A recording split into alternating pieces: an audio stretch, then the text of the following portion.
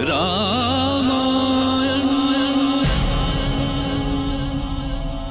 राम योग्य तो थे, भाइयों में सबसे बड़े होने के नाते सिंहासन के सच्चे अधिकारी भी थे, पर फिर भी उन्होंने गुरु को अपने प्रश्नों से निरुत्तर कर दिया। ऐसे में गुरु के पास बस एक ही रास्ता बचा था। अब मन में कोई शंका मत लाओ राम, ये एक महान दायित्व है राम, और इस दायित्व का रघुवंश के पूर्वजों की तरह कुशलता पूर्वक निर्वाह करो। किंतु गुरुदेव, भैया भरत और शत्रुघ्न तो मामा श्री के यहाँ हैं।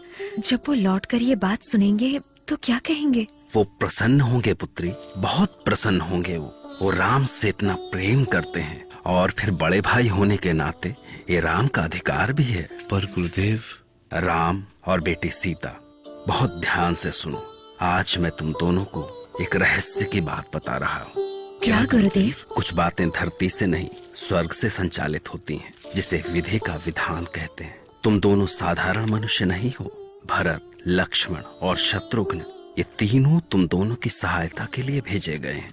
हाँ राम, विधि ने ही उन्हें यहाँ तुम्हारे साथ भेजा है, इसीलिए कि प्रभु तुमसे कोई विशेष कार्य कराना चाहते हैं।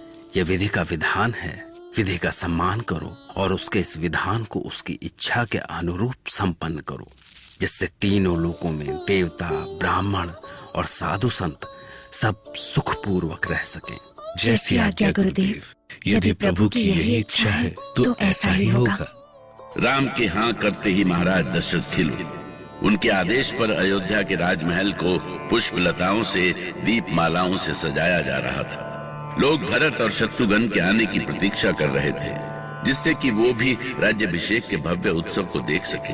हर ओर खुशियां मचल रही थी, पर इस अवसर पर भी एक लोक ऐसा था जो बिल्कुल ही प्रसन्न नहीं था, जो भविष्य की कल्पना से दुख में डूबा था, और वो देवलोक था। नारायण नारायण।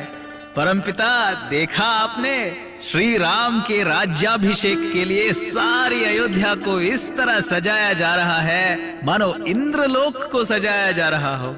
गुरु वशिष्ठ की देखरेख में शास्त्रीय विधि विधान के अनुसार तैयारियां की जा रही हैं। महाराज दशरथ तो बच्चों की तरह प्रसन्न हैं। तीनों माताएं इस बात की कल्पना करके ही भाव विभोर हैं कि उनके पुत्र राम अयोध्या के राजा बनेंगे।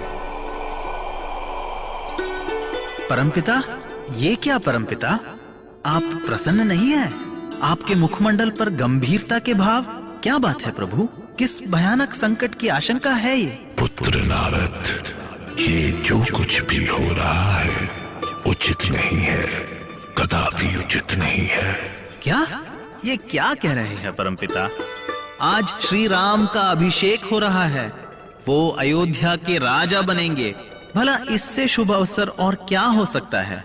जो हमें शुभ लगता है पुत्र, ये आवश्यक नहीं कि वो दूसरों के लिए भी शुभ हो। मैं कुछ समझा नहीं परमपिता। श्री राम को अयोध्या के सिंहासन पर बैठने से रोकना होगा नारद। परमपिता, ये क्या कह रहे हैं आप? राम को सिंहासन पर बैठने से रोकना होगा? क्यों परमपिता, क्यों?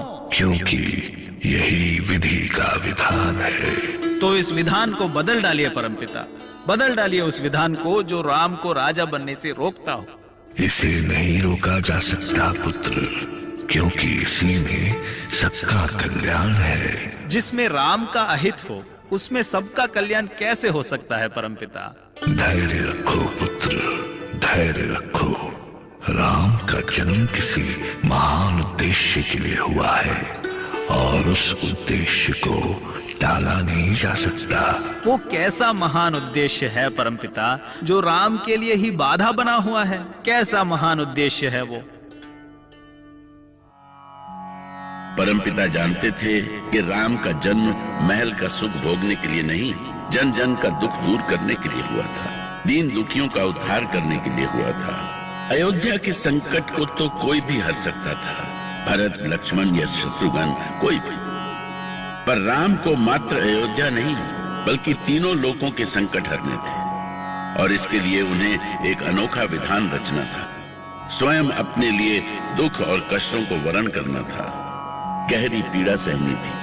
ताकि कोटि कोटि जनता की पीड़ा दूर हो। बिदना गति तेरी बड़ी निराली, कोई समझ ना पाए। प्राणी कितने जतन करे,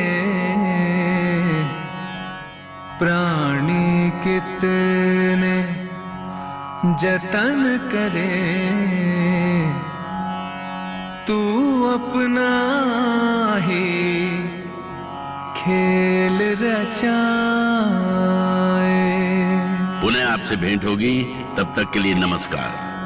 सुनते रहिए फीवर प्रस्तुति रामायण, क्योंकि मन पावन तो जग पावन। रामायण